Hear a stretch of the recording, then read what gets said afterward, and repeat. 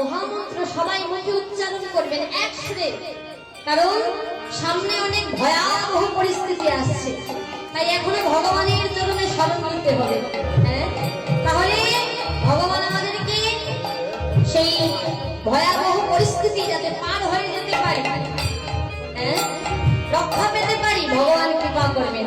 হরি বল, হরি বল, উচ্চস্বরে রাধে রাধে।